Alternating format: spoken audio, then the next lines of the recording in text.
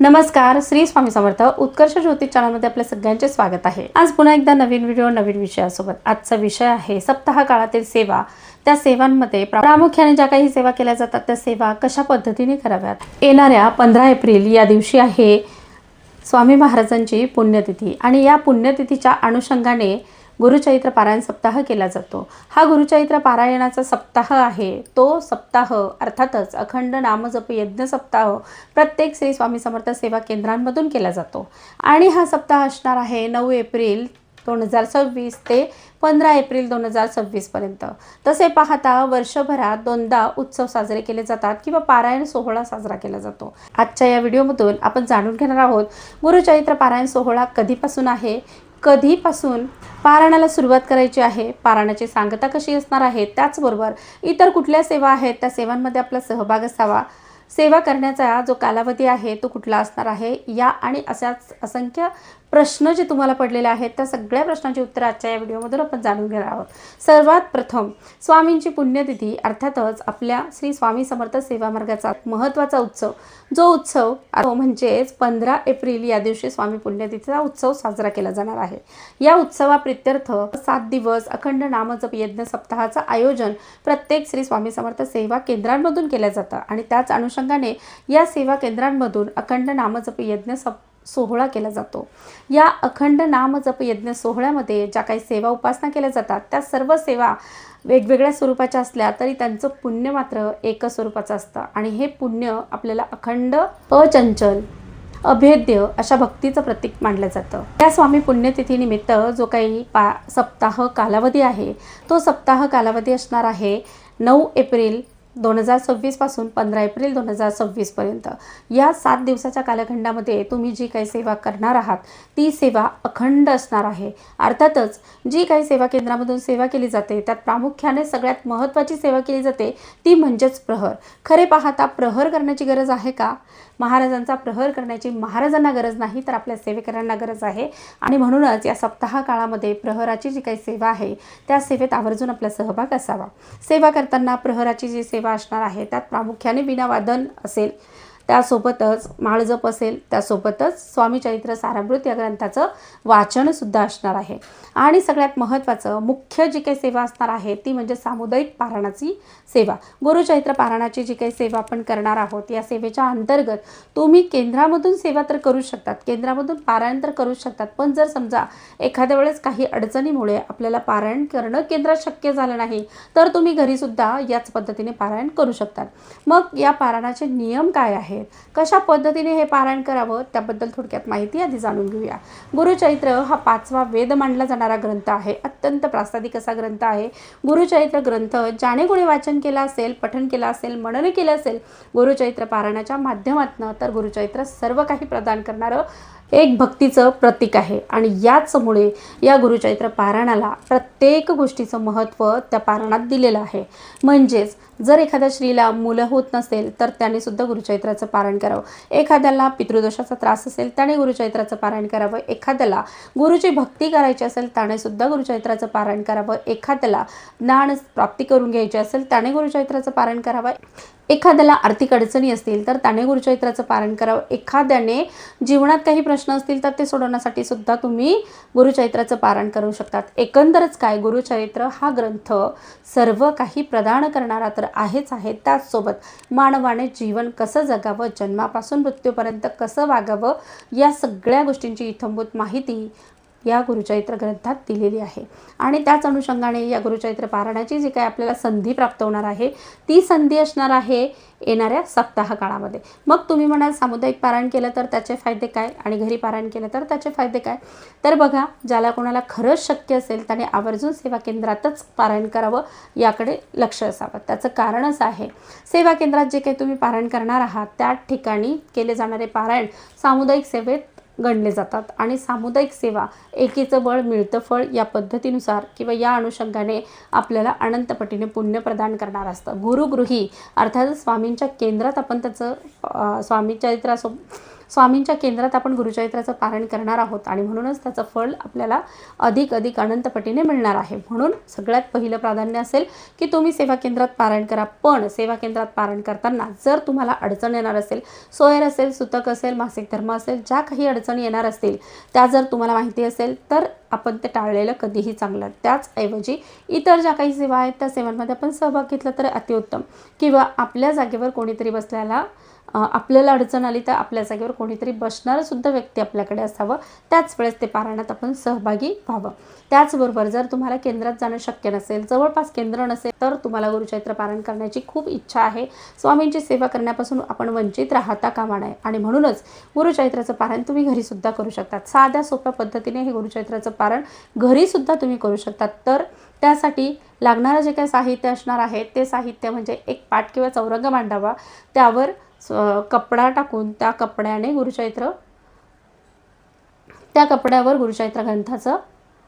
गुरुचरित्र ग्रंथ मांडावा। आता हा ग्रंथ आपण जो काही मांडणार आहोत तो 7 दिवसासाठी एकाच ठिकाणी मांडलेला असावा, अखंड दीप प्रज्वलन केलेलं असावं, शुचिर्भूत होऊन गुरुचरित्र पारायण वाचायला सुरुवात करावी। आता गुरुचरित्र पारायण जे काही करणार आहात, गुरुचरित्र ग्रंथ हलवायचा नाही। त्यानंतर तुम्ही जे गुरुचरित्र पारायण घरी करणार आहात तर घरी गुरुचरित्राचं पारायण करत असाल तर त्यासाठी आदल्या दिवशी म्हणजेच आपण जे 9 तारखेला गुरुचरित्र पारायण वाचायला सुरुवात करणार आहोत त्याच्या आदल्या दिवशी म्हणजे 8 तारखेला संध्याकाळी 4 कुत्रे आणि 1 गाईला नैवेद्य द्यावा। त्याचबरोबर स्वामींच्या केंद्रात आवर्जून जावं। नसेल तुमच्याकडे जवळपास स्वामींचं केंद्र तर तुम्ही दत्त मंदिरात जावं, नारळ, खडीसाखर, अगरबत्ती घेऊन जावी आणि विनंती करावी तुम्ही कुठल्या मनोकामना पूर्तीसाठी हे गुरुचरित्राचं पारायण करणार आहात याची ग्वाही स्वामींना द्यावी। त्याचबरोबर स्वामींना विनंती करावी की मी या कारणासाठी हे गुरुचरित्राचं पारायण करणार आहे, तर आपण माझ्याकडून हे गुरुचरित्र पारायण निर्विघ्नपणे पार पाडून घ्या।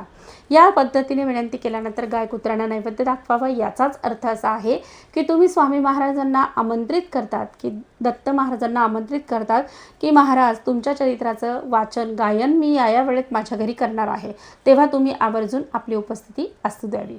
या ठिकाणी बघा, तुम्ही जर मनापासून मनपूर्वक सेवा केली, गुरुचरित्राचं पारायण केलं तर तुम्हाला अनुभूती आल्याशिवाय राहत नाही।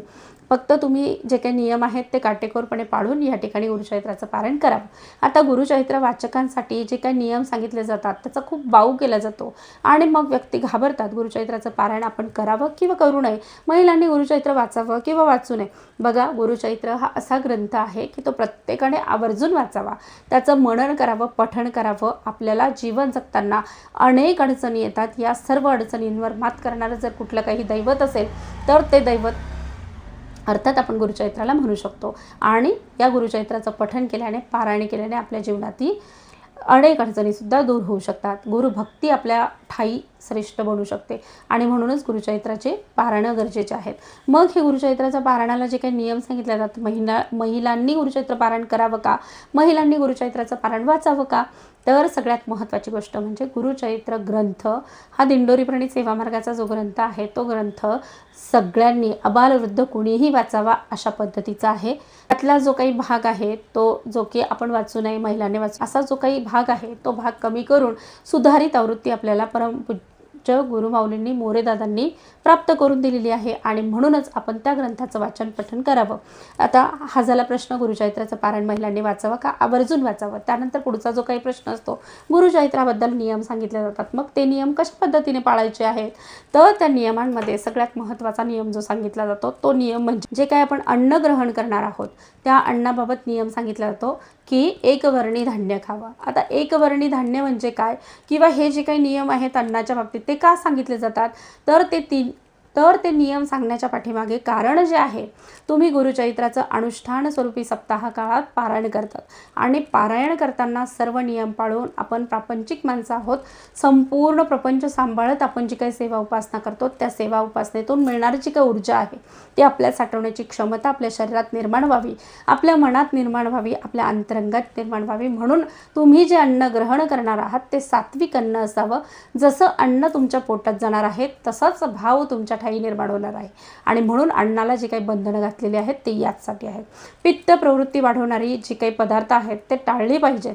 ज्यात प्रामुख्याने काय येतं तर तुमच्या उसळी असतील, जे काही द्विदल धान्य आपण म्हणतो, तर ते सगळं आपण वर्ज्य केलं पाहिजे. त्याचबरोबर आपण गव्हाची पोळी आणि गव्हापासून बनणारे पदार्थ जे काय आहेत ते पदार्थ आपण खायला पाहिजेत. त्याचसोबतच भाज्यांचा जो काही प्रश्न असतो, कोणीही उपवास करण्याची गरज नाही. पोटभर खा आणि पोटभर सेवा करा, या उक्तीप्रमाणे तुम्ही भाजीपोळी खाऊ शकतात. मग भाज्यांमध्ये पालेभाज्या ज्या आहेत त्या पालेभाज्या खाण्यास हरकत नाही. फक्त द्विदल धान्य जे आहे ते आपण वर्ज्य करावं. आपल्या प्रकृतीला त्रासदायक असेल, तापदायक असेल अशा वस्तू खाऊ नये. त्यानंतर कांदा लसूण तामसी पदार्थ वर्ज्य करायचे आहेत. मांसाहार तर प्रश्नच नाही, तो तर नसणारच आहे. तर या पद्धतीने जे अन्न आपल्या प्रकृतीला बाधक आहे असं अन्न ग्रहण करायचं नाही. त्या काळात जर आपल्याला एकादशी असेल, कोणत्याही प्रकारचा उपवास असेल, तर तुम्ही साबुदाण्याची खिचडीसुद्धा खाऊ शकता, काहीही हरकत नाही. फक्त तुमची प्रकृती चांगली राहावी आणि तुम्ही जे ग्रहण करणार आहात ते तुम्हाला ग्रहण करण्यासाठी चित्त आणि मन शुद्ध असावं, शरीर शुद्ध असावं, यासाठी फक्त दिलेले हे नियम समजावेत आणि त्या पद्धतीने आपण आचरण करावं. त्यानंतर जी काही शुद्धता आहे ती फक्त अन्नालाच आहे का?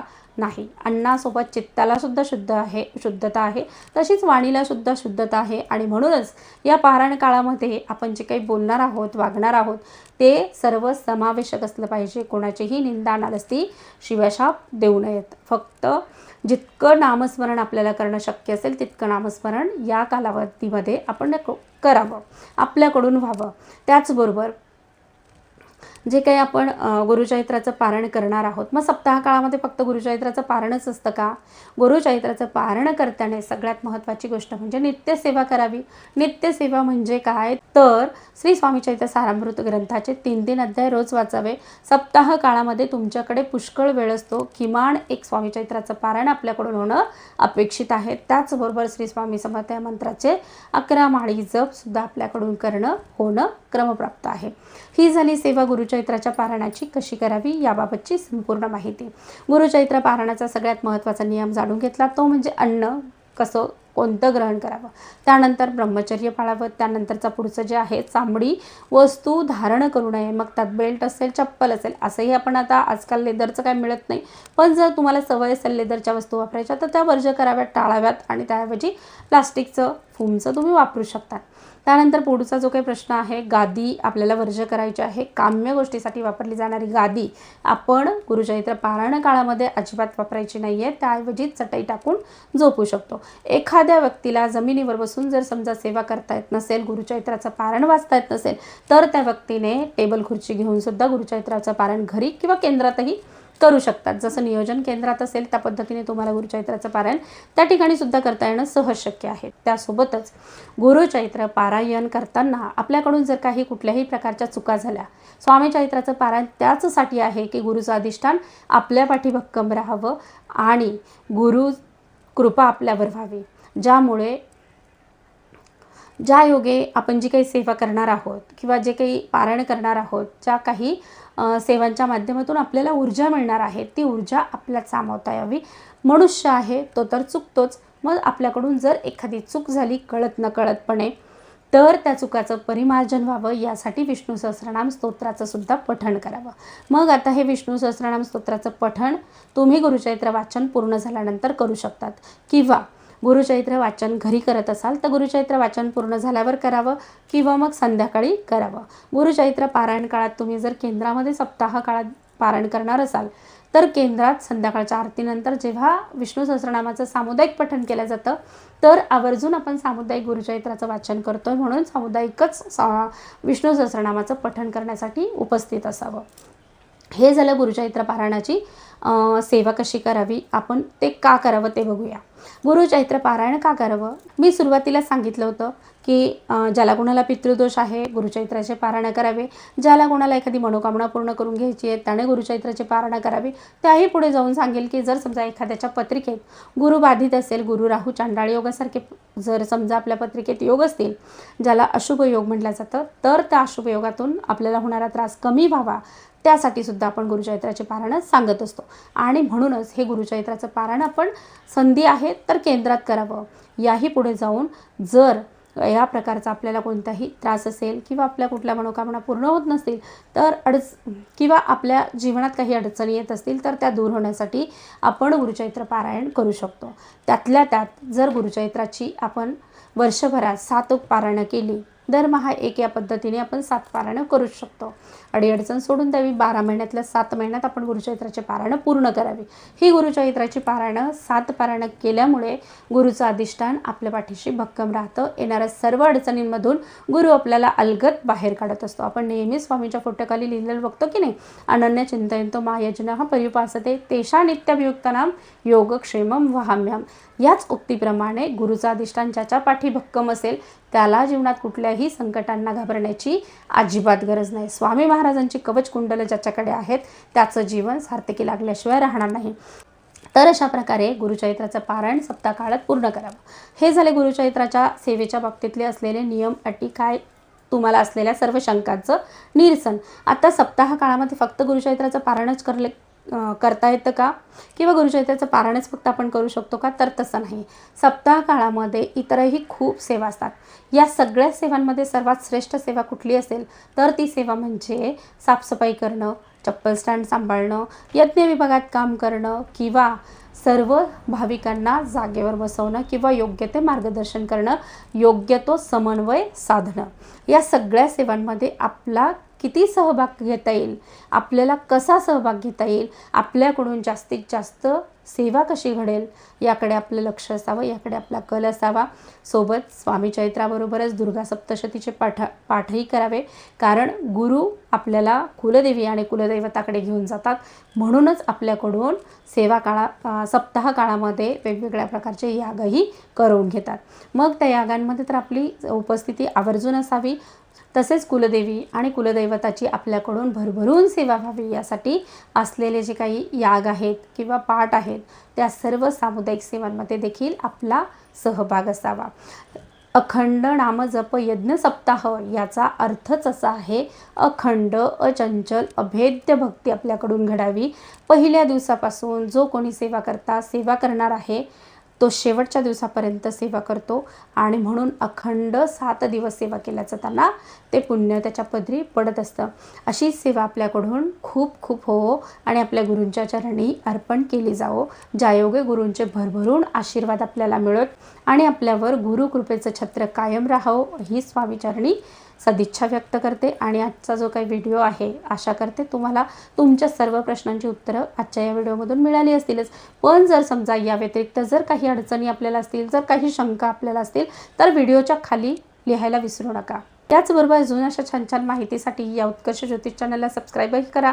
आणि हो, व्हिडिओ आवडला तर व्हिडिओला लाईक आणि शेअर करायला सुद्धा विसरू नका. धन्यवाद. श्री स्वामी समर्थ.